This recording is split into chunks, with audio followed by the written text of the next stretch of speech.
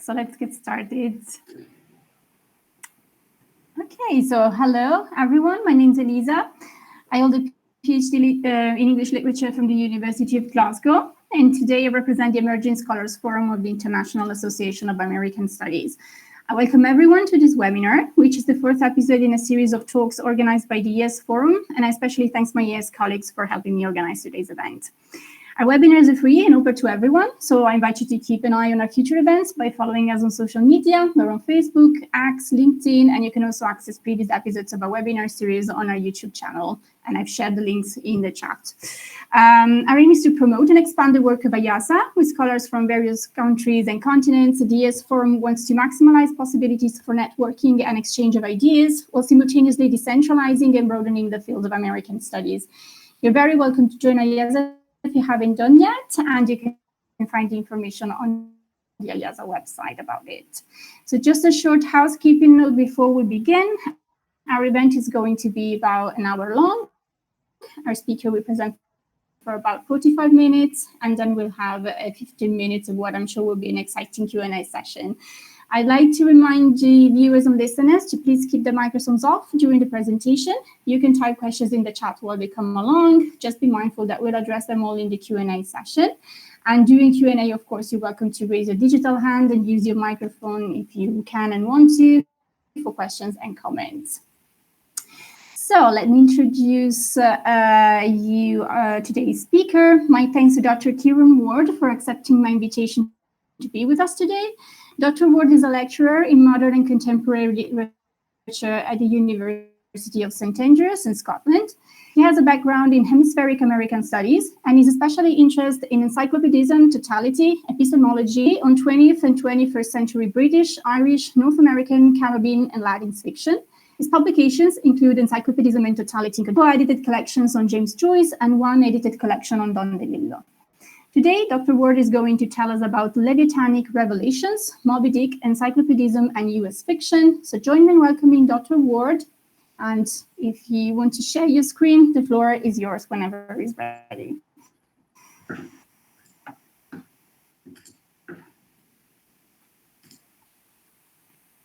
All right, there we go. Thank you so much for that lovely introduction, Eliza. I really, really appreciate it. It's such an honor to be asked to be part of this and to be part of this fantastic series. So greetings from Scotland. Yes, thank you to IASA for this series, to Eliza for doing me the honor of inviting me to speak at it.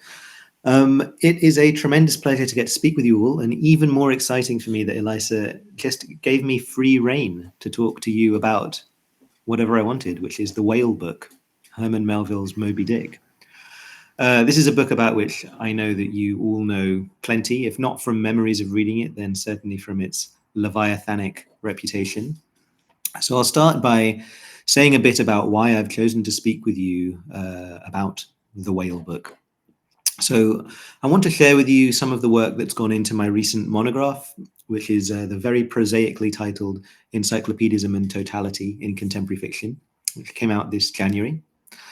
This monograph has a small but significant investment in Moby-Dick, which is what I'll be sharing with you today. In many respects, Moby-Dick is a very fun route for me to introduce some of this study's key concerns. So this monograph is about the ways that contemporary writers work with and against the history and practice of encyclopedic thought. And as I'll get into, Moby-Dick is a tremendously helpful guide when establishing what we might mean when we talk about encyclopedism in fiction, or when we call a fiction encyclopedic, when we try to understand what that might mean or what the potential of an encyclopedic fiction might be. What I want to do is make a claim for the significance and utility of Moby-Dick to the study of encyclopedism in fiction. And in doing so, I'm really thinking of Moby-Dick as one of the likely common denominators in an American studies audience. As I was saying at the start before we got started, my undergraduate degree was actually in American studies. So I always really feel at home with an American studies audience. But what I don't want to do is make an exceptionalist claim for Moby-Dick, because just as exceptionalism is an old bad habit of American studies, it is fully baked into the history of the study of encyclopedic fiction. So I'll just give you a very quick high-level overview. I'm going to talk for about 45 minutes. And what I'm going to do is talk you through the path by which I came to invest so significantly in Moby-Dick in this study, particularly in defining the terms of this study. I'll be thinking a bit about the critical utility of the term encyclopedic. I'll be thinking about its relationship to the concepts of totality and reification. And I'll be making a claim for the significance and utility of Moby-Dick as exemplary in the study of encyclopedism in fiction. Okay, so I'm using this term, encyclopedic fiction. What do I mean by that? Part of what I'm trying to do in this monograph is establish a more specific working definition than has hitherto been agreed. The term encyclopedic was my starting point. What do we actually mean when we call a fiction, or indeed anything, encyclopedic? Encyclopedic fiction has a branding problem because it's only really half clear what we mean when we call a novel, for example, encyclopedic. Franco Moretti speaks for just this frustration in his monograph on the modern epic, which is more or less the term he uses for encyclopedic fiction. He says that these texts are simply very long and very boring.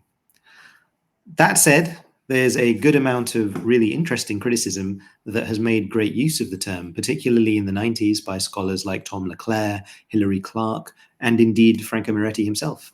And in more recent years, to different degrees in different ways, by Stephen Byrne, Stefano Ercolino, James Blackwell Phelan, to say nothing of Antonio Barnettiera's America Unbound and Paul Centemore's Tense Future. But it is indisputable that there is a real ambiguity baked into the use of the term encyclopedic. And I've always been interested in the way that the adjective encyclopedic can get used as a euphemism, especially in non-academic book reviews, also in academic book reviews. I imagine we've all encountered this usage in some form, whether in reviews of novels like Lucy Ellmann's Ducks Newburyport or Olga Tokarczuk's The Books of Jacob, or in whatever Salman Rushdie's latest novel is, or in the weird discourse around James Joyce's Ulysses.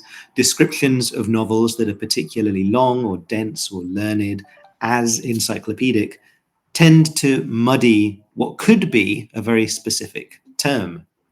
Such usage instead seems to gesture to a range of implied associations that don't usually have much to do with encyclopedias and don't usually do much to enlighten the text itself, and are sometimes a cipher for a sort of small c aesthetic conservatism.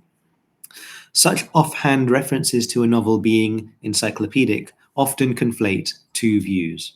Firstly, this book is long and it's boring, but it's probably good on its own terms. And secondly, your most boring friends are going to tell you that this book is important, but it's so indulgent and pretentious that you really shouldn't feel too worried or guilty about not bothering with it or not finishing it.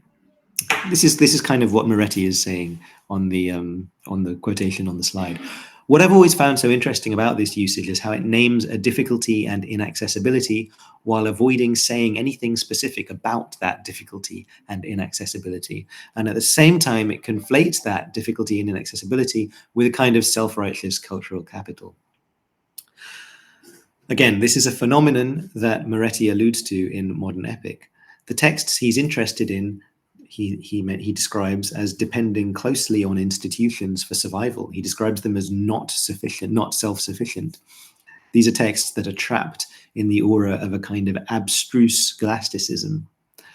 In this usage, reading Faust or Moby-Dick or Ulysses is like reading an encyclopedia, in that it would probably take you a long time and it would maybe bore you to death. But in a purely utilitarian sense, it would probably be good for you. I mean, you would probably know more if you read an encyclopedia. This is a kind of view of encyclopedic fictions as the eat your vegetables of modern and contemporary literature. The way that popular usage of the term encyclopedic in discussions of fiction works to sidestep discussions of difficulty, of text's difficulty, while simultaneously associating them with a kind of super-worthy cultural capital, that's always been very interesting to me. It's usage of the term that doesn't really engage with what encyclopedias actually are, besides very long.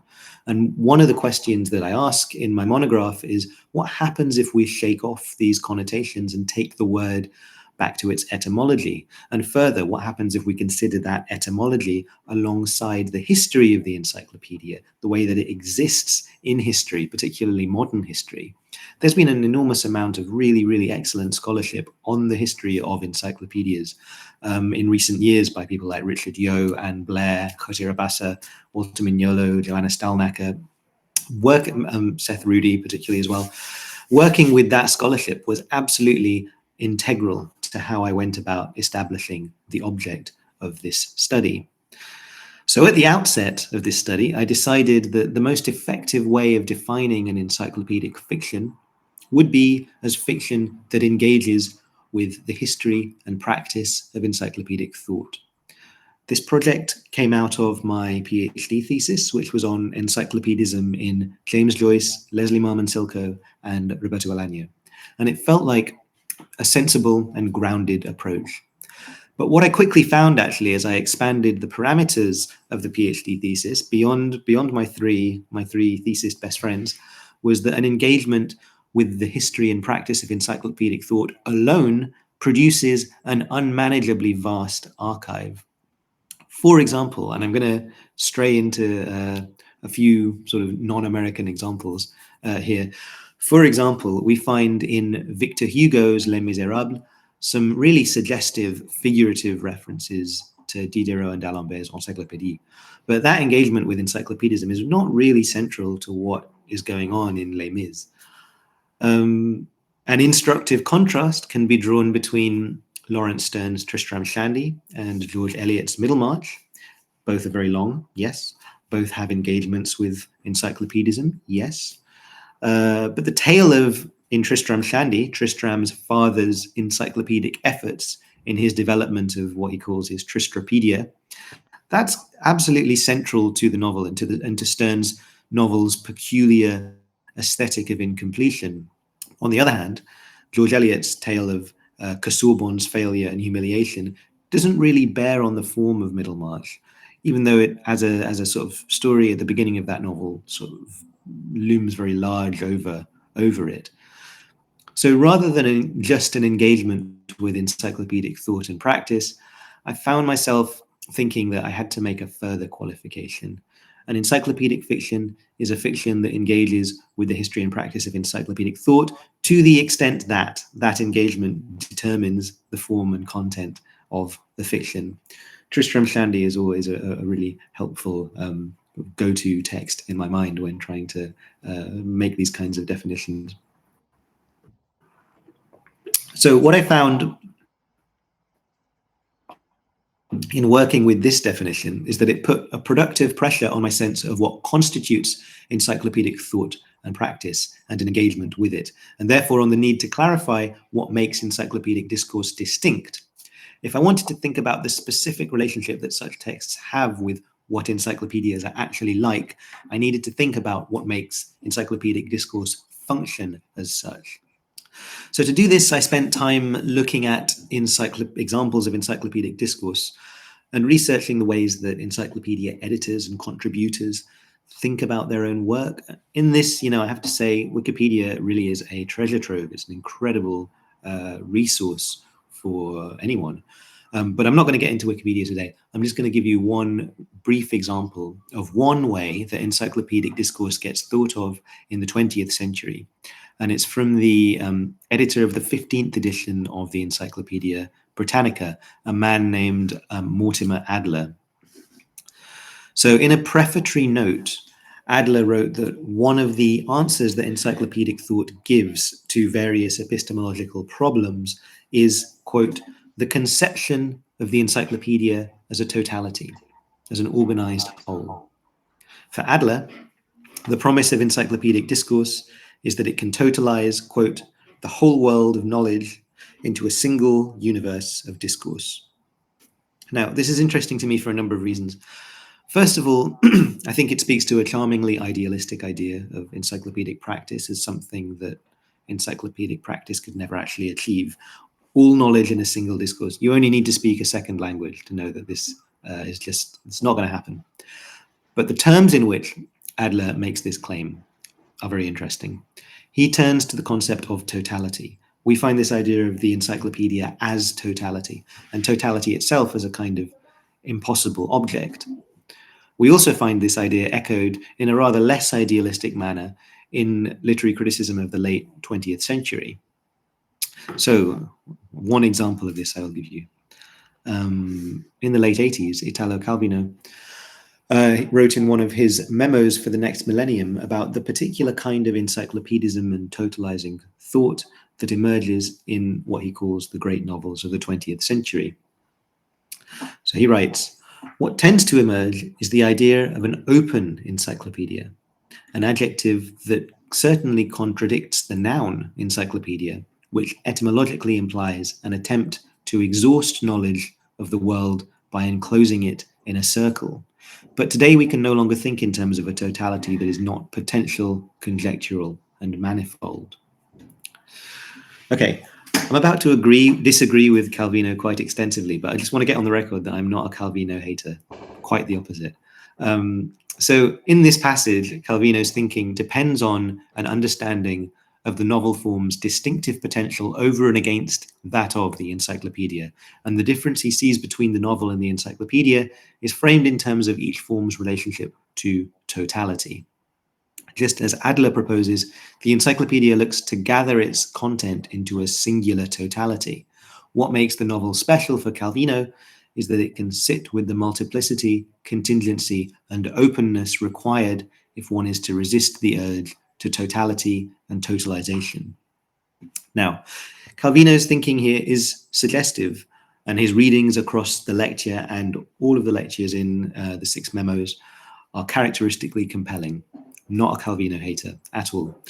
But the statement here is premised on a misunderstanding of what encyclopedias are and what the nature of their relationship to totality is. And the terms of his misapprehension of the concept are, I think, very useful for us.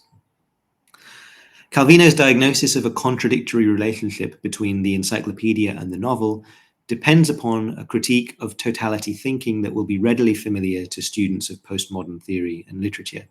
It's part of what Stephen Connor has described as, quote, "the striking degree of consensus in postmodernist discourse that totality is no longer thinkable." Roughly put, this consensus contends that the world is unknowable and unrepresentable in its totality, and to figure it as positively knowable, unified, and singular is to flirt with a nostalgic totalitarian desire, the price of which is terror. This is all sort of condensed in Jean-François Lyotard's essay that's appended to the end of The Postmodern Condition, wherein he writes, "We have the idea of the world, the totality of what is, but not the capacity to show an example of it." For Lyotard, totality is fundamentally unpresentable, and the challenge for postmodernist artists is to, quote, "invoke the unpresentable in presentation itself, to better produce the feeling that there is something unpresentable, or else risk the desire to reinstitute terror and fulfill the phantasm of taking possession of reality." For Calvino, the totalizing quality of encyclopedic discourse, its insistence on thinking in terms of a totality, is its defining feature, while the novel's openness to thinking without totality makes it the perfect agent for the war on totality that Lyotard famously declares at the end of The Postmodern Condition. Now, Calvino is not wrong to associate encyclopedic discourse with the concept of totality, but I contend that his proposal of a contradiction between encyclopedia as totality and the novel as open is symptomatic of a tendency among some postmodernist thought to, in Anna Kornbluh's words, cede too much ground to bad definitions of totality. And in Calvino's case, the premise of this bad definition of totality is an equally bad definition of the encyclopedia.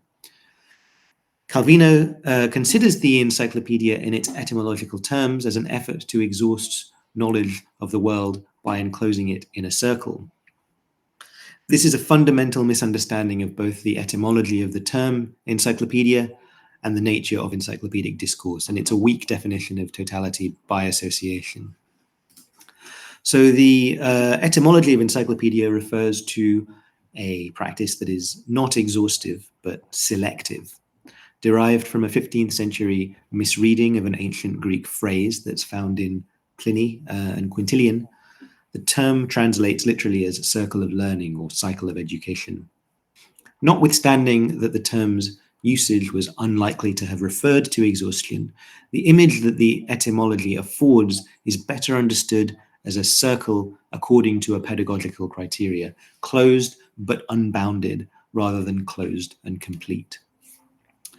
This is not to say that modern encyclopedism hasn't been known to market or frame itself as exhaustive or totalizing. Just think of the idea of encyclopedic possibility that Mortimer Adler gives us. But it is to say that in his search for a totalizing straw man against which to characterize the novel's openness, Calvino leans on an idea of the encyclopedia as that single universe of discourse. My point is that this buys too much into an impossible idea of encyclopedic discourse, and thereby fails to account for the fact that encyclopedias and novels actually engage with totality in fundamentally the same way. They do totality thinking in the same way. The work of those who have defended the concept of totality in the wake of Lyotard's critique, especially the late greats Frederick Jameson and Kevin Floyd, brings that similarity into focus. So in the book of postmodernism, Jameson usefully insists on a distinction that often goes obscured between transcendent and immanent approaches to conceiving totality. Before I start quoting Jameson a lot, I'm going to take a big drink of water.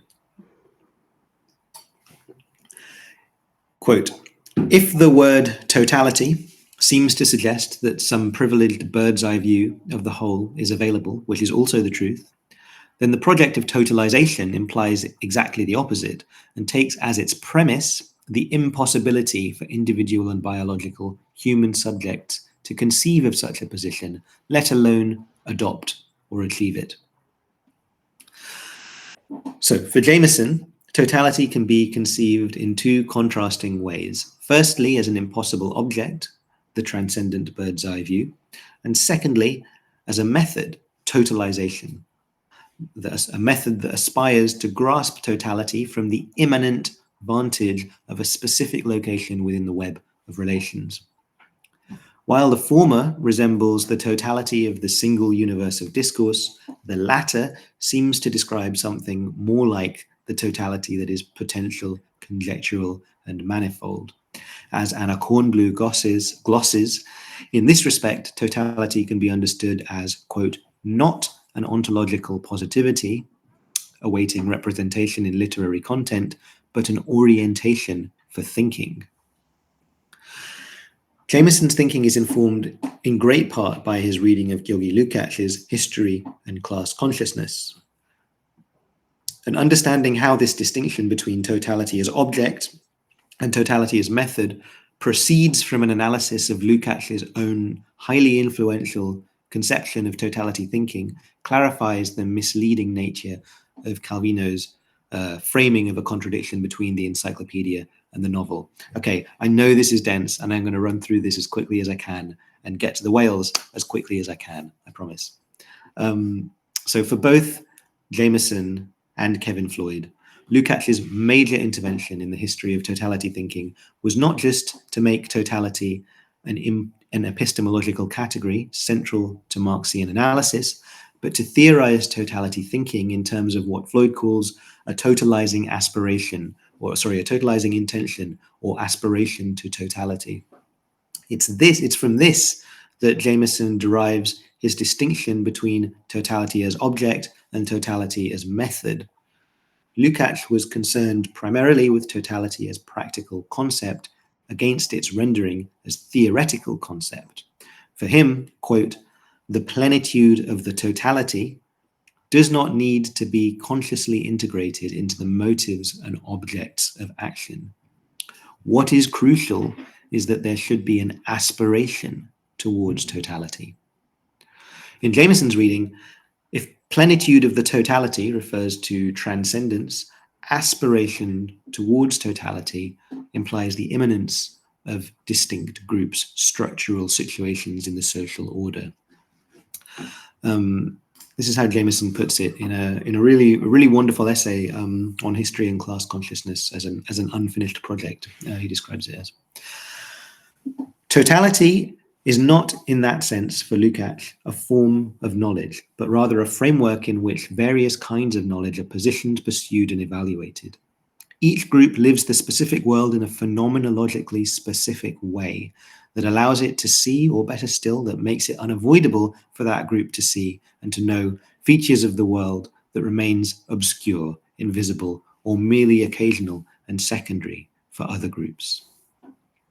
So what is significant about this, as Kevin Floyd points out, is that Jameson's reading of Lukács's aspiration towards totality in history and class consciousness extrapolates a rudimentary version of standpoint theory. It's an understanding of totality that positions, quote, divergent social movements not as subordinate to Lukács's proletarian subject, but as operating on the same level as that subject, with the same degree of social and political consequence, the outcome of which is an insistence that no critical effort in totality thinking can ever be innocent, can ever proceed from a position outside the totality that effort aspires to know.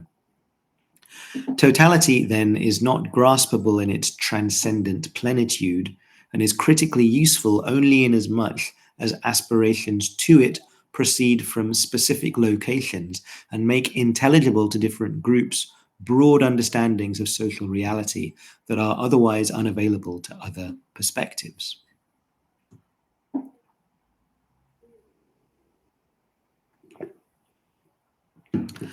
So Calvino associates encyclopedism in its supposed closedness with totality as object, and implies in his attention to the novel form's inherent capacity for multiplicity that the novel should be associated with totality as method.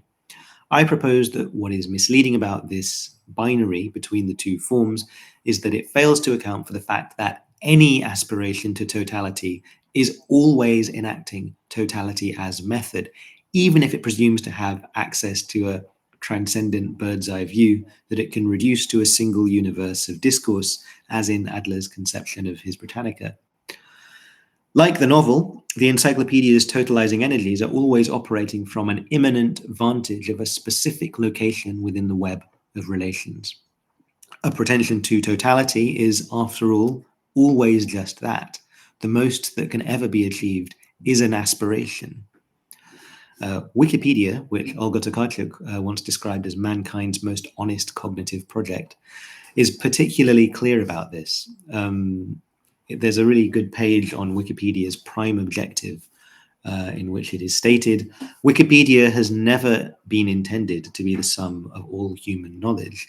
As an encyclopedia, Wikipedia is intended to help provide free access to that knowledge and be a start in the effort to bring about a world in which all knowledge is freely available to everyone. So Wikipedia is honest about the potential of encyclopedic discourse. It doesn't represent the plenitude of the totality, but enacts an aspiration towards totality. Understanding how and why encyclopedic discourse is never not an aspiration towards totality, even in the case that it does claim to be able to represent totality as object or a single universe of discourse, makes it hard to see the encyclopedia and the novel as having mutually contradictory relationships to totality. Though Calvino's analysis of the novel's inherent multiplicity is perspicacious, characteristically, he is categorically incorrect to define its relationship to totality as in opposition to that of the encyclopedia. I propose that the more suggestive lesson, with major implications for the study of encyclopedic fictions generally, is found in considering the similar ways in which encyclopedias and novels might aspire to totality. If encyclopedias and novels share a homologous rather than contradictory relationship to totality, and encyclopedic fictions are fictions that engage with the history and practice of encyclopedic thought to the extent that that engagement determines their form as well as their content, then it follows that an encyclopedic fiction is likely to have the capacity for an especially distinctive aspiration to totality. So what is distinctive about the totality thinking of encyclopedic fictions? Or to put it another way, what differentiates the encyclopedia's epistemic aspiration to totality from an encyclopedic fiction's literary aspiration to totality? And this is where we come to Moby-Dick, finally. I promised you Moby-Dick, here we go. Owing to its explicitly encyclopedic qualities, the cetology chapter of Moby-Dick has been a touchstone throughout the history of the study of encyclopedic fiction. From the early work of Edward Mendelsohn through to David Letzler's relatively recent study, we see cetology and its footprints all over the place. In cetology, which comes pretty early in the novel and is named for the branch of zoology that deals with whales, Ishmael proposes his, quote, systematized exhibition of the whale in his broad genera, and proceeds from his definition of the whale through a taxonomy with accounts of each type that, for the most part, adopt an encyclopedic style of description, more or less. With typical irony, Ishmael borrows the names for the categories in his taxonomy from bookbinding. We've got the folio whale, the octavo whale, and the duodecimo whale, thereby opening the taxonomy to the kind of overdetermination that enables readings of his cetology as an analogy for the conditions and possibilities of knowledge itself. In a novel that revels in descriptions of whales and their anatomy, cetology is the ground on which Ishmael builds. So this chapter, I'd love to know what your experiences of teaching it are like. This chapter is truly notorious. I have a hard time teaching it. I have a hard time teaching it for two reasons, I think. There's a resistance that I get from students. The first reason for that is that this chapter puts a real brake on the narrative of Moby-Dick. Up until the cetology chapter arrives, it's been positively swashbuckling. It's been fun. It's been very homoerotic, and it's been like nicely paced. All of a sudden, the pace is obliterated, and you get this weird systematized exhibition. It is equally notorious, and I think sometimes hard for people to get their heads around because of its conscious investment in promulgating zoological error, that the whale is a fish, not a mammal.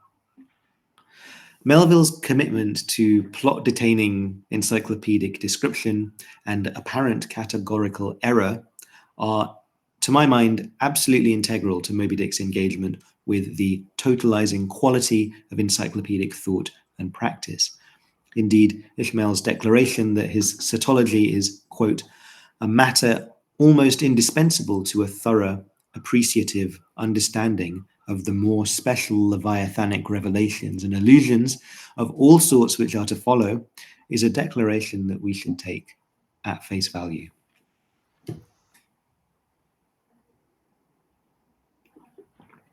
In the terms I'm suggesting for the study of encyclopedic fictions, Melville's cetology and the associated cetological chapters, interspersed throughout Moby-Dick, stand as a refutation of atomism as an aspiration to totality that presumes to declare knowledge complete by objectifying it. In its place, Ishmael proposes what Elizabeth Duquette has described as, quote, a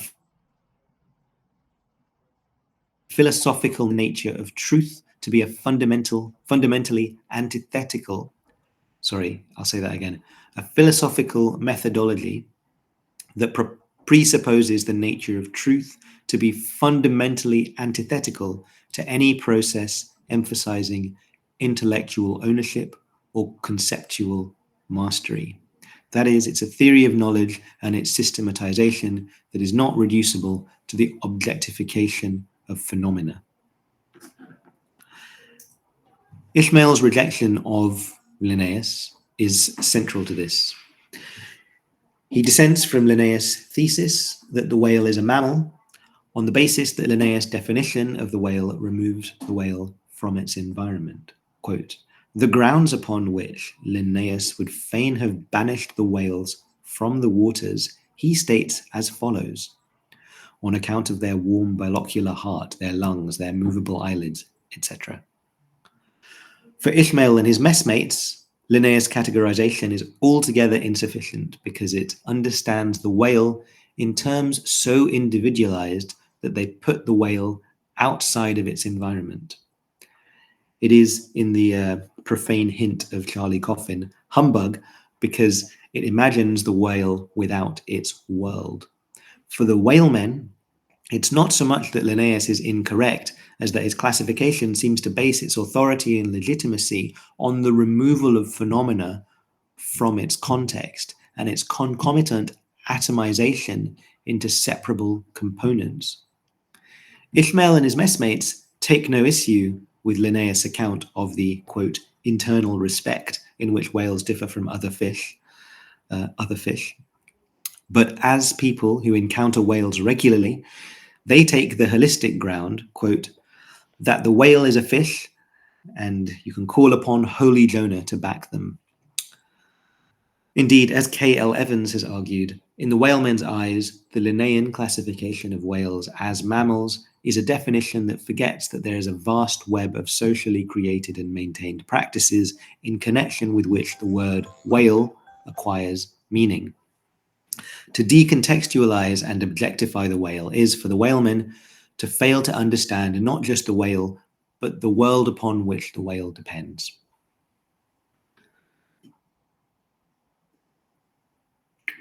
The ensuing cetological chapters of Moby-Dick bear this out. Although Ishmael's accounts ostensibly seek to atomize the whale by proceeding from the whale's outsides in the encyclopedic glosses of cetology and the descriptions of pictures of whales and so on, through to their insides, we get those chapters unpacking the kind of anatomy of whales' heads, organs, limbs, etc. And then ultimately the chapters describing their skeletons, fossilized remains, and so on. The tension that the atomized information has with holistic knowledge underpins all of those reports. And as Ishmael declares from under the sperm whale's skeleton in one of my favorite bits of the book, he declares, "How vain and foolish then, thought I, for timid, untraveled man to try to comprehend aright this wondrous whale by merely poring over his dead attenuated skeleton, stretched in this peaceful wood. No, only in the heart of quickest perils, only when within the eddyings of his angry flukes, only on the profound unbounded sea, can the fully invested whale be truly and livingly found out." So in this, Ishmael's rejection of Linnaeus must be understood as a rejection of an aspiration to totality as object that derives its sense of completion or objecthood by decontextualizing information from the profound, unbounded world. By contrast, Ishmael promises of his own cetology, quote, nothing complete, because any human thing supposed to be complete must, for that very reason, infallibly be faulty. In this, Ishmael commits Moby-Dick to an experiment in aspiring to totality as method, in which the legitimacy of knowledge comes from resisting claims of mastery or completion. One of the novel's most famous lines comes right at the end of Cetology, as Ishmael declares, quote, "This whole book is but a draught, nay, but the draught of a draught." The Encyclopaedism of Moby-Dick, then, is legible in part through its simultaneous critique and enactment of totality thinking, while Linnaeus' aspiration to totality is critiqued for the false confidence afforded by epistemic arrogance. The novel itself aspires to totality while thematizing its own contingency, provisionality, and fundamental incompletion. Now, this, of course, generates further questions. If Ishmael's cetology is, as he says, an unfinished tower, how much significance should one really attribute to his proposed categories? We can address this question by looking to another critical issue that links encyclopedic discourse with Marxian theories of totality. the theory of reification. So reification, like totality, is a concept that was invigorated by Lukács and has since been roundly critiqued. On the slide, you'll see a definition from Timothy Bewes. Timothy Bewes defines it in summary as referring to the moment that a process of relation is generalized into an abstraction and thereby turned into a thing. So reification is a kind of thingification. As Kevin Floyd notes, Lukács's innovation in theorizing reification was to understand it as the dialectical other of totality. And the significance of this dialectic is that it provides the tools for a critical account of mediation, and therefore a means to understanding totality's simultaneous unity and internal differentiation. What this means is that any theory of totality requires a complementary theory of reification, that you cannot have a theory of how things are united without a theory of how things are divided, or at least how things are differentiated, I should say. In this light, the categories of Ishmael's unfinished tower in cetology are rather less frivolous or zany than they may initially appear. So what's in his cetology?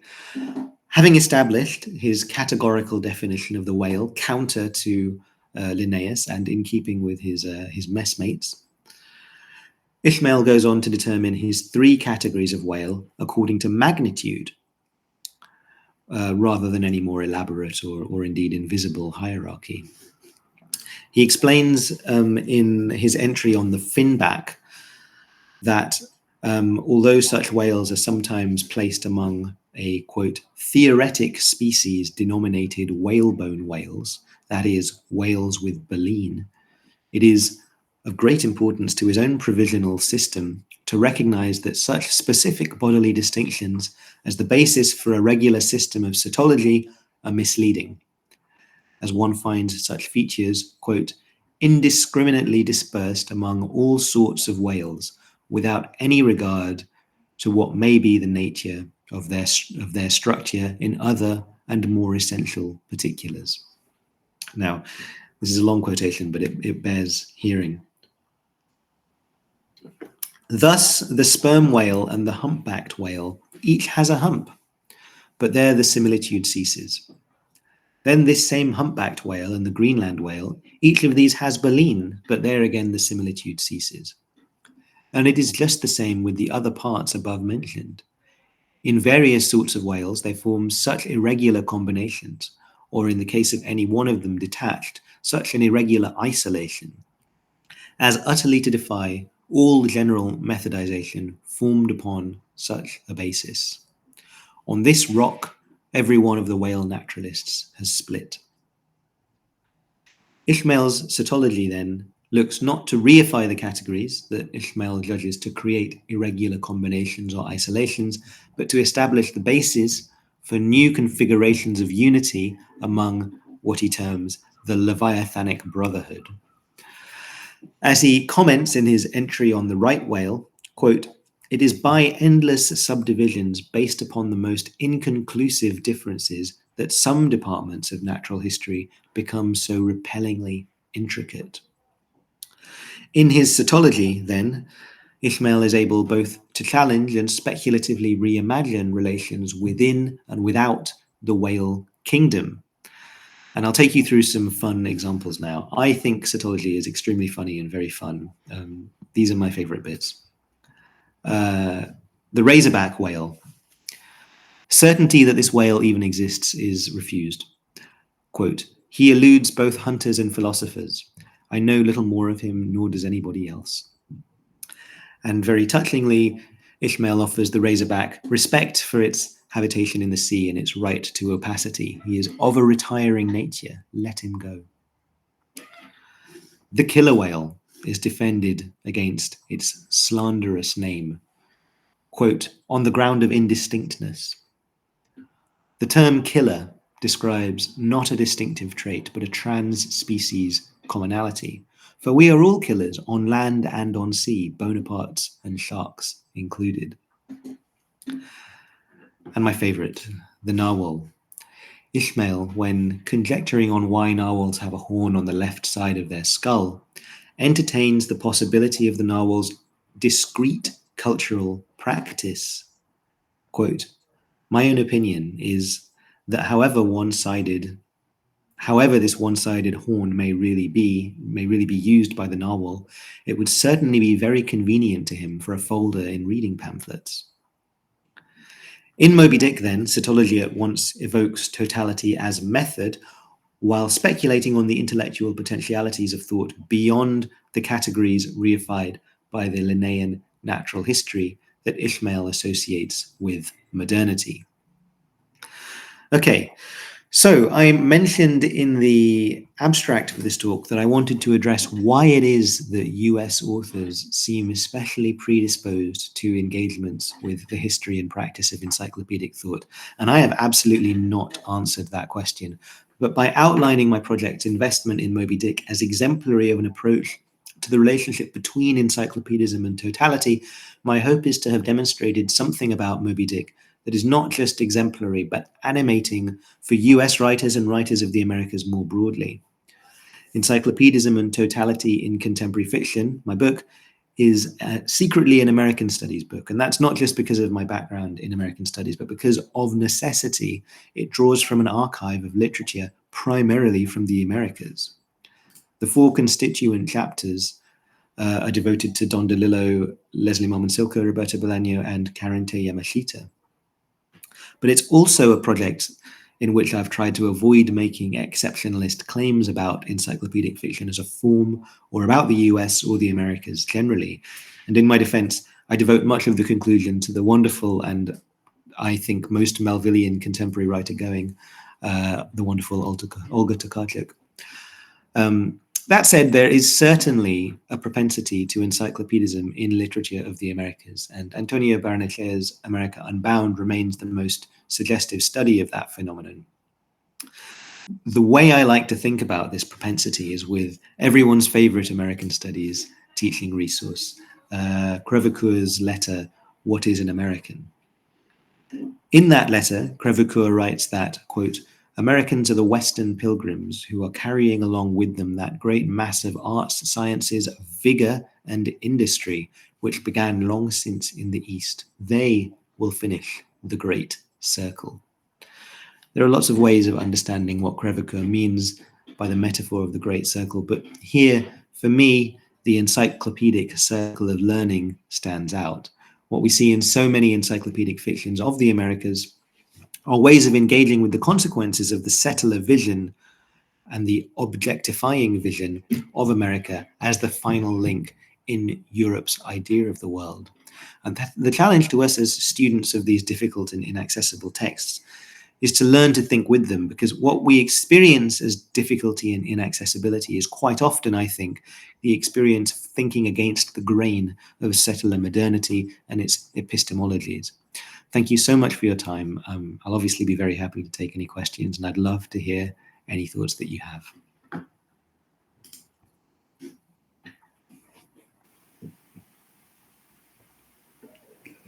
Thank you very much, Dr. Ward, for this fascinating introduction to your new book, which I recommend to everyone because it's really, really, really interesting, and it deals with other great American novels. Not Moby-Dick, but others that have been classified as these, children, maybe. Not all of them, though, because they, Silko's and Yamashita's novels, unfortunately, still fail to be acknowledged as much as they should in this, the pantheon of the big American novels. So I open the floor for questions. And just feel free to raise your hand or unmute yourself and directly ask a question or type that in the chat.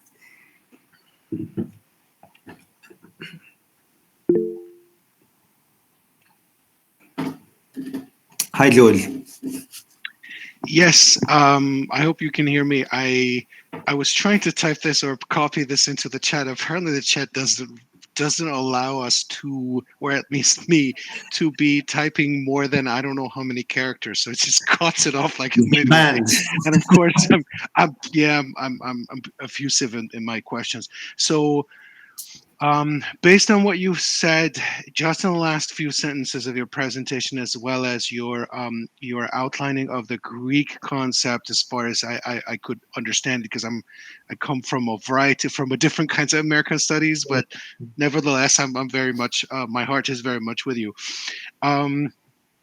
Is there a way that we can, yeah, that perhaps what I'm trying to think along lines of a a kind of indigenous studies that I'm not very familiar with, and I know too little about.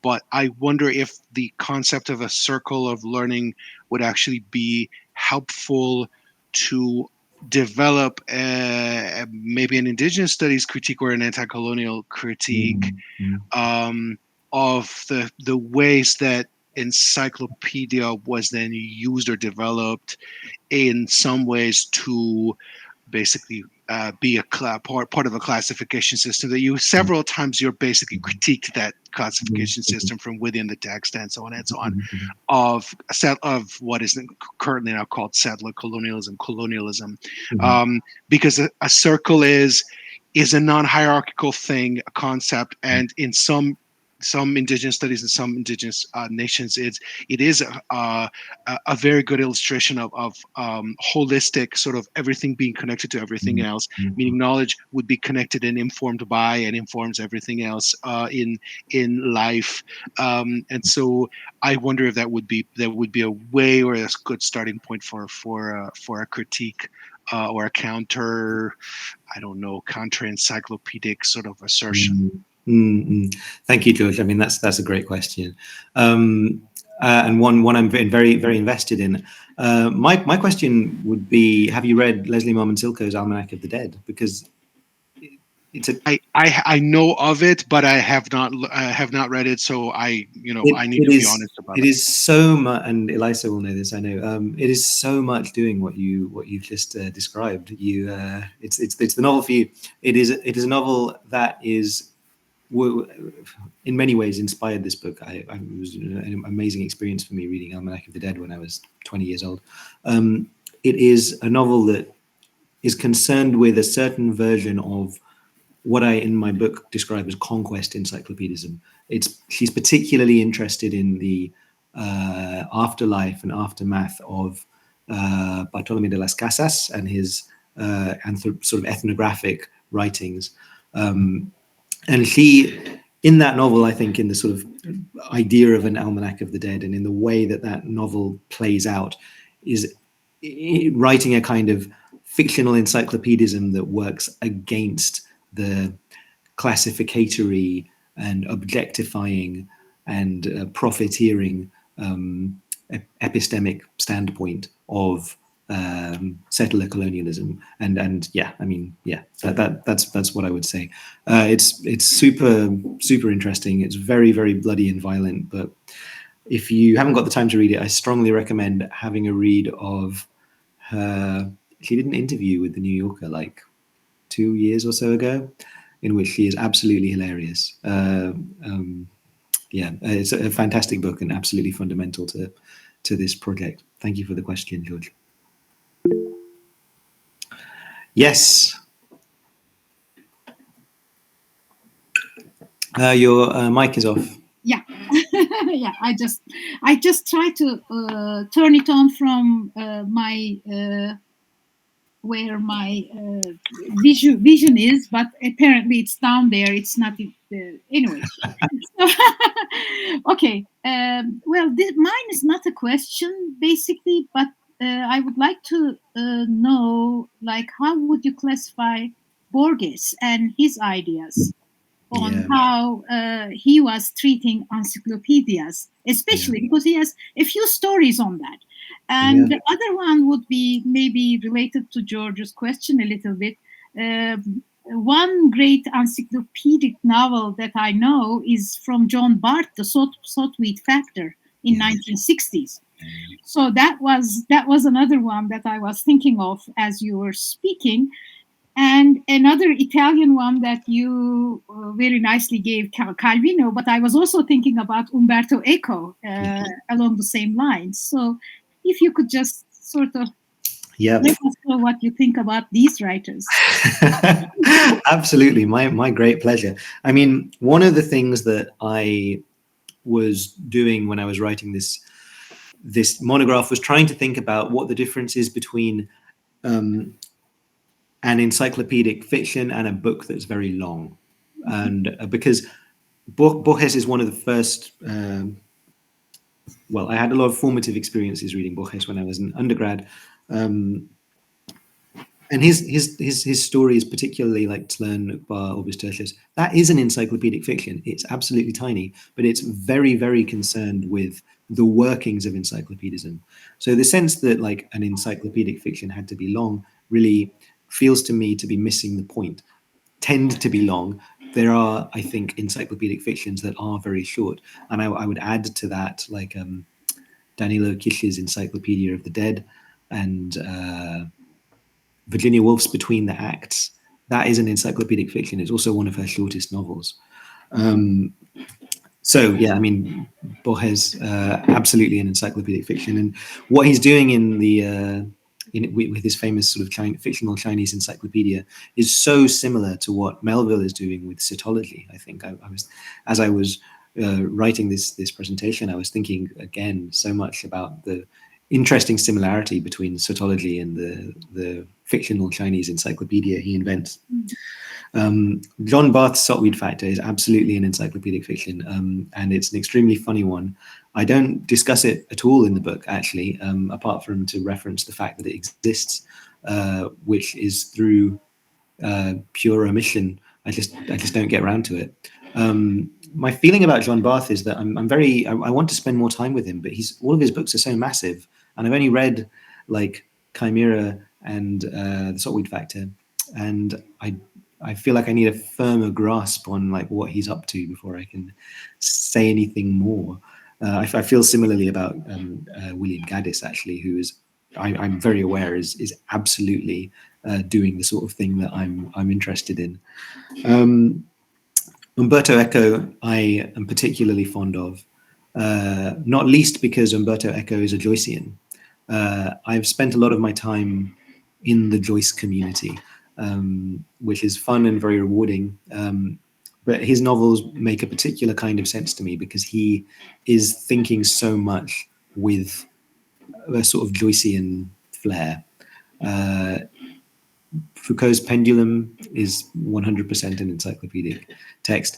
The text that's always been mentioned to me alongside Eco's Foucault's Pendulum and The Name of the Rose is the Italian text is Carlo Emilio Gadda's Via Merulana, which I have not read. Yeah, Emilio, I see you're like nodding. Can you tell us a little bit about it? People are always telling me about it. I wrote my master thesis about it. Yes. So, do you agree? Encyclopedic, yes or no? This connects directly to the question that I wanted to ask you now, because I'm not sure of what definition of encyclopedic emerges from what seemed to me like your deconstruction of it. You spoke of totality versus totalization, taken from a quote from Frederick Jameson. Am I right? So you said that, as I gathered from your discourse, fiction mostly is about the latter, is about utilizing totality as a method, as a limit myth. Yeah. So, not even in that sense, I am sure that that literature. I mean, who really had that ambition, if not philosophers discussing theology? I mean, I think that totality has always worked like a limit myth. Like we utilize our ability of hyperbole to put ourselves in that famous bird's eye view and say, no, that is the stuff of God. That is what we cannot do. And so, what does it mean? What's the point of the dichotomy if the only thing that we ever did was totalization and not totality. So, and with that, I think I can answer you about what I think about Gadda. Well, thank you for the question. My feeling is that totality as object, the bird's eye view, is ultimately never achievable, and that's what Jameson and Lukács, and particularly Jameson's reading of Lukács and Kevin Floyd's reading of Lukács, is focused on. Even when you say you're doing the totality as object, bird's eye view, you are in fact always doing totality as method. You can never break out of the totality to be able to give that view, that perspective. That's what I find enabling. And when I say an encyclopedia is approaching totality in the same way as the novel or fiction, in that both are doing totality as method, I kind of mean that about everything. Everyone's doing totality as method. It's the only way that one can do things. There is no way outside of the totality, I suppose. But I absolutely take your point about the way that totality is thought of as a kind of like limit point or a horizon that one sort of invents in order to be able to like undertake a kind of like thought process or dialectical process. Does that make sense? I think so. I think there are two ways of this totality as an aspiration, as a method. One can go quantitatively and then create the confusion that you underlined, where if a book is really big, it must try to talk about everything or something like that, which is quantitative. The other one is methodological. Yeah, I find that the principle, let's say, the principle of logic, analytical philosophy, I find that the principle of logic are universal, and then we can all share them, so they must be the ground to access everything, and create a totality. In the second sense, Gadda can be thought of in terms of what is not even encyclopedic again, you see, because if it's only method, it's universal in another sense, not quantitative, not a list of knowledge, but a method. He thinks that everything being connected by scientific principles, I am simplifying now, then his sense of guilt, everybody is guilty of every sin in the universe. And you find this in the connection between Quel pasticciaccio brutto di Via Merulana and the other great novel, which is La cognizione del dolore, the cognition of pain. I don't know if they ever translated it in English. But in that sense, they can be connected, but by principle and not by enumeration, even though the Joycean part of trying to, merge forcefully is there. That's fabulous, Emilia. Thank you. Thank you. I'm sorry. No, don't be sorry. I'm really going to have to read Gadda, and that's super helpful. I mean, I would be interested to know if anyone here is familiar with Luigi Serafini, who he he kind of created a fictional encyclopedia. He's an Italian guy. He did this in the 70s. It's called Codex Serafinianus. It is the most wonderful expression of just joy in creation, and it's an interesting object to think about universality and communication and the possibilities of totality as method. I have little more to say about it than that, but it's beautiful and wonderful, and I hope you will get to see it at some point. George asks, can I relate my topic to the concept of conspiracy theory, which likewise aspires to totality and insidiously even interprets the same structures as the encyclopedia to read into them a conspiracy so immense and deep? I absolutely can, and I would say that the king of this is in US literature is Don DeLillo, who's got such a wonderful sense of how how conspiracy proliferates and the catchiness of conspiracy. I mean, I think the thing that I've been thinking about in relation to conspiracy is the absence of groundwork that that we need to kind of be inoculated to conspiracy thinking, and equally the fundamental good sense of a lot of conspiracy thinking in being in questioning power and structures that have not necessarily been structures that you should trust in the past. What I found myself thinking about in relation to Wikipedia is the and encyclopedia discourse as it proliferates on there, is the speed at which conspiracy and hoaxes can happen. So you can kind of see conspiracies and hoaxes evolve, and you can track them through the encyclopedic discourse as we get it there and as it's recorded there. And that's really fascinating, because I think what we're seeing there is it happening in a sort of condensed window.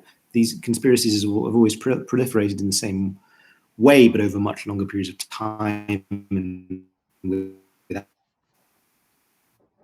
an arc. The wonderful things about Wikipedia is that it gives us this interesting tool with which to monitor the evolution of conspiracy. It's a nightmare being a Wikipedia editor. I honestly don't know how they do it, but all power to them.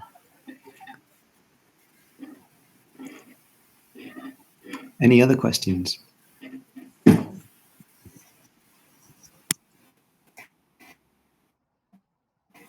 If there isn't anyone, I would like to ask one question. Yes. It's a comment / question. It's like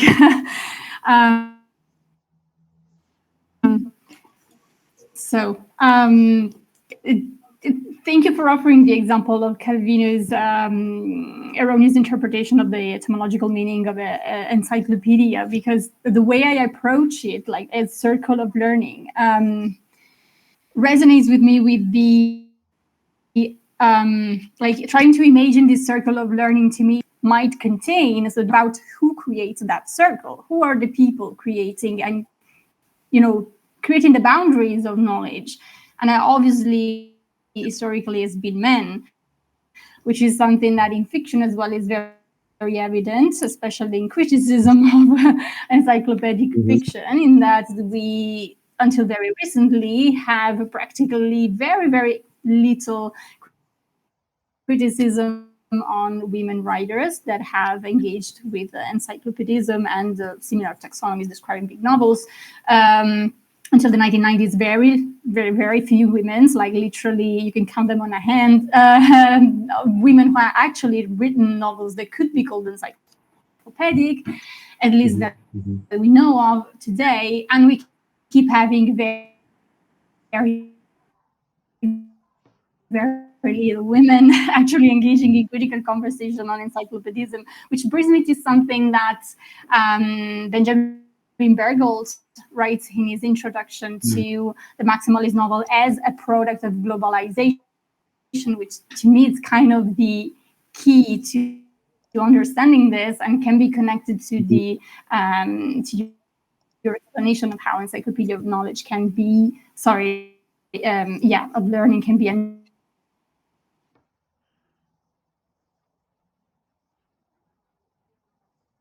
logical object, is that tracking this gender gap in encyclopedic fiction encourages us to think what cultural baggage we have about this ambition to totality of knowledge. Like the fact that it seems that it's an ambition that it's particularly masculine, since even contemporary writers, women writers, I think they relate to encyclopedism in their fiction in a very different way, which is now more open and relaxed, generally speaking, just because of how the gender gap is reduced, generally speaking, in literature. But I think about Lucy Ellman. So her encyclopedic novel has been published now, but she is a person that we can consider a second wave feminist. And writers of that generation were very critical of classifications such as the Great American Novel or totality or like encyclopedic or maximalist, just because they perceived that as being terms that explain a worldview and a way of classifying things that was typically male. They didn't want to have anything to do with that. So while they did not offer alternatives explicitly, and that might be part of it, like not wanting to engage in the same discourse because they consider it something that's women, maybe feminists, should not be doing. But this is a generational attitude. The contemporary writers have a very different approach to their encyclopedic writing. So how would you position your own approach to encyclopedism within this wider discourse on how encyclopedias evolved, especially recently? Thank you so much, Elisa. I mean, you're absolutely right in every respect, as is Ben Bergholtz in his extremely good book, which is called Swallowing a World, about literary maximalism and globalization. Excellent book. Do you think that? Sorry, go ahead.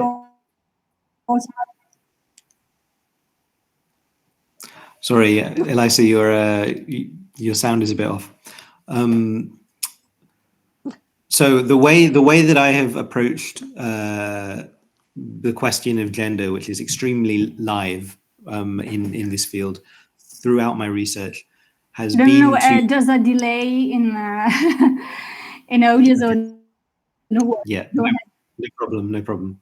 The way that I have approached it in my research has been to, and this is too easy really, but to basically just ignore the history and assume that women have been writing encyclopedic fictions, and that they have, and even if they're sort of not identified as such, I think a really good example of that is Virginia Woolf's Between the Acts.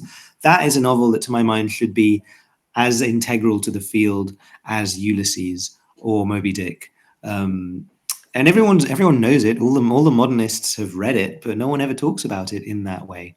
I think there is something to be said for like keeping a book out of the kind of field of encyclopedic fiction, but I'm interested in taking it into the field.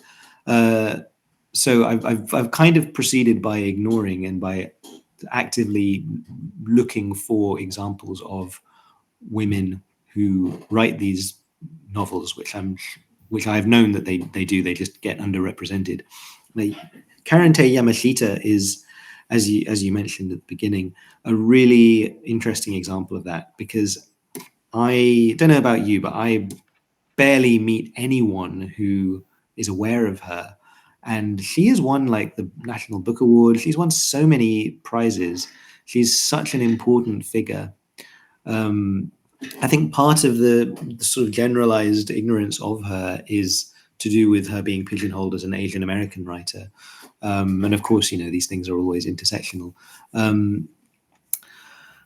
But it is particularly interesting to me that there remains a kind of willingness to overlook contributions by women that are like definitely obviously encyclopedic, like I Hotel, like Ducks Newburyport to some extent, or indeed, well, not quite so much with Olga Tokarczuk, but I don't know, I don't see that many people talking about Olga Tokarczuk, as many as I think I should. What strikes me is less the kind of critical attention, more the kind of public discourse. There is so much attention to what was recently described in a very cheeky LARB article as Brodenism, and it is true that there is a like real popular attention to very long novels by men, and there is a sort of subset of, there's a big audience for that, and it's curious to me that as well-intentioned as those people are, They're never looking at Olga Tokarczuk. They're never looking at Karente Yamashita. The difficulty and inaccessibility there is somehow not worth the effort, whereas everything by William T. Vollmann is worth the effort. Nothing, no shade against William T. Vollmann. But Elisa, you are the expert on gender and maximalism. So, I mean, what is your perspective? I wouldn't call myself an expert of that, but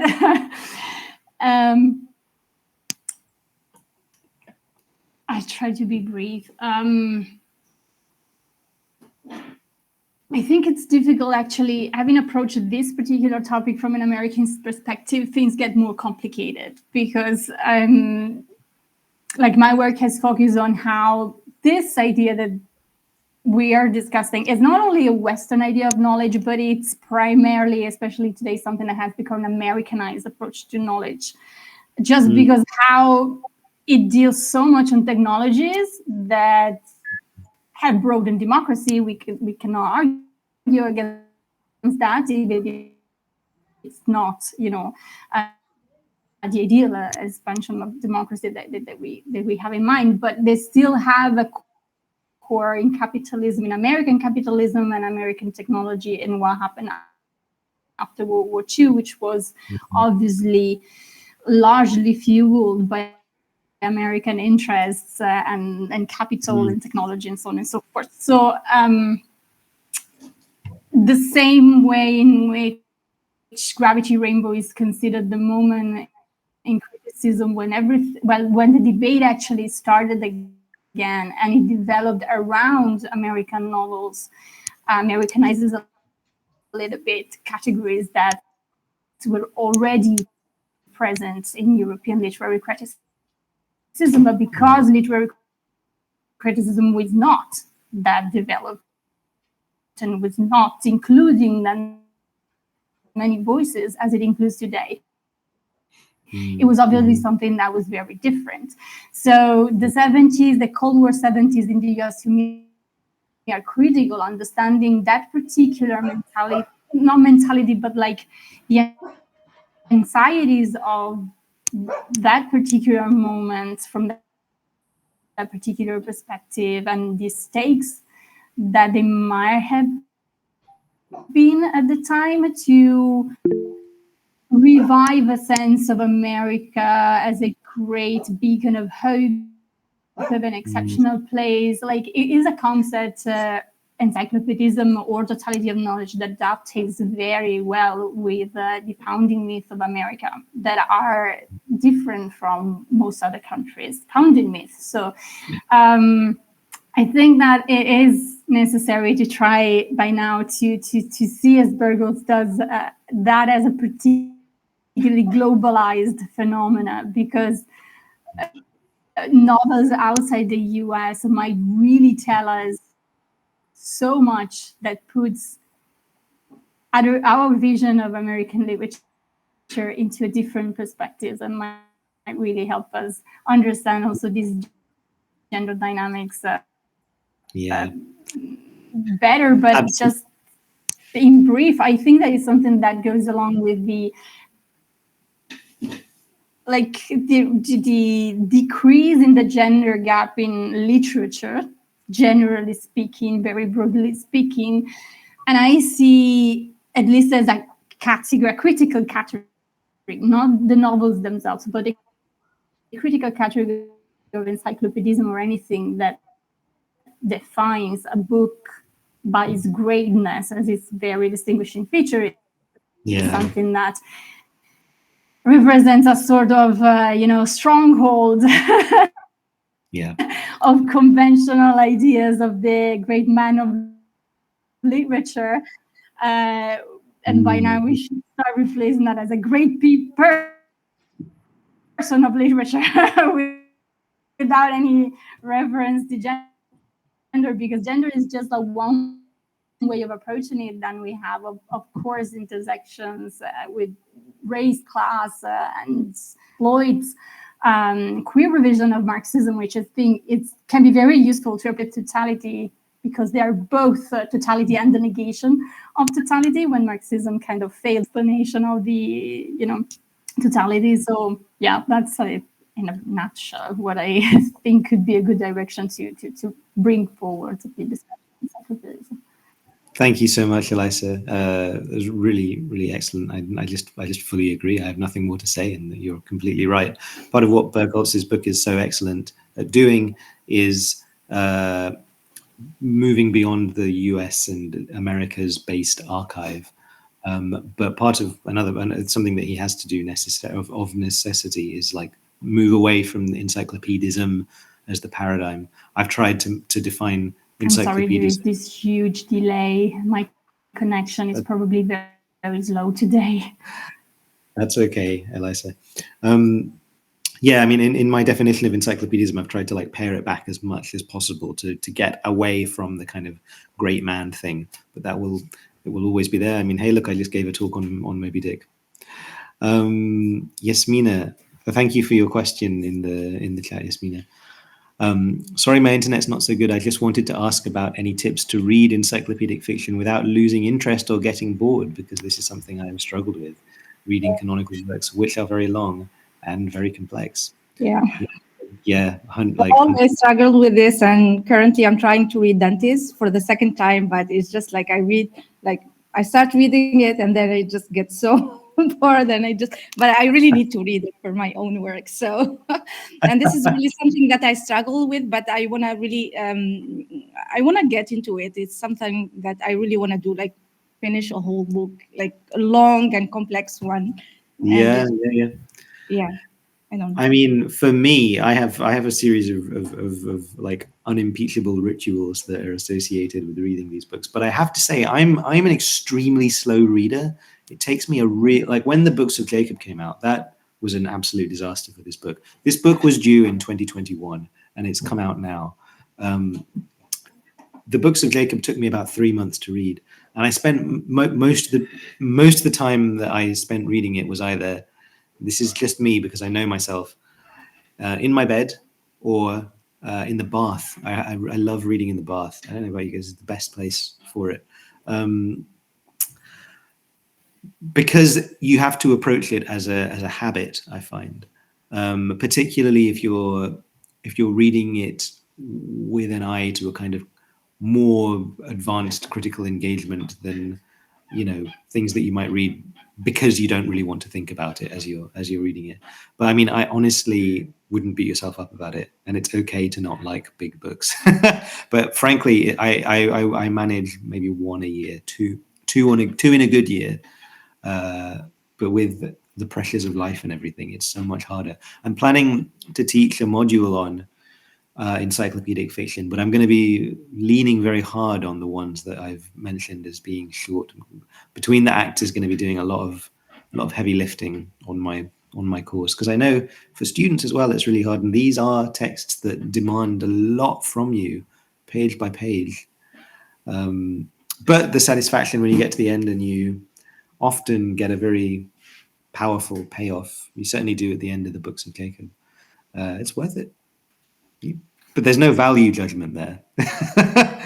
It's fine to not like them. I have to say, I read Ducks Newburyport last year, and I hated it. Absolutely hated it. But me and Elisa can talk about that later. Hiya, thank you for your hand.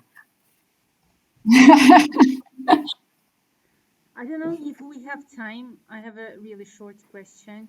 Yes, please go ahead. Yeah, Maria, go ahead. Recent examples of fiction incorporated any digital media into the encyclopedic fiction? Have you heard of any examples? Yeah. So yes, basically, and this is something that I'm currently working on.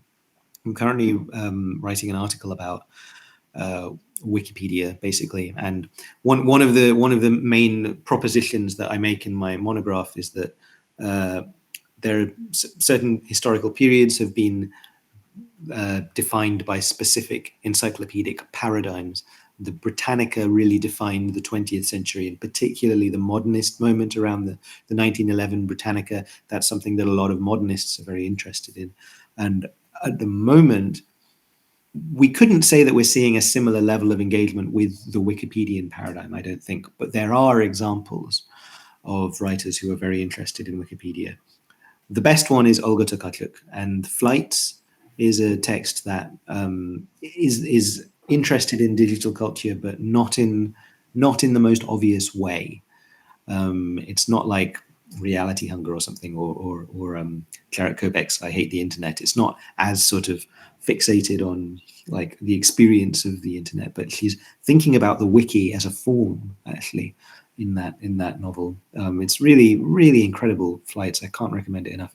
Ben Lerner as well published a short story with Harper's in 2023 as I was writing the conclusion to this book, called The Hoffman Wobble, which is a tale of Wikipedia sock puppetry. And he is very interested in that story about in the potential of Wikipedia digital technology and the sort of slide from the techno-utopianism of the early 2000s that characterizes the way that Wikipedia operates to the techno-feudalism of today. So it ends with ChatGPT, interestingly. Knowing Ben Lerner, I think this means that we can expect a Wikipedia novel from Ben Lerner in a few years. They are the best examples I can think of, Tokarczuk and Lerner. Lucy Ellman is also moderately interested, I think, in Wikipedia. But my feeling is that she's a bit more nostalgic for the Britannica era than she is constructively engaging with Wikipedia. Olga Tokarczuk's Nobel lecture, she talks about Wikipedia at length. So yeah, she's someone to really pay attention to, I think. Thank you for the question. Thank you. Thank you.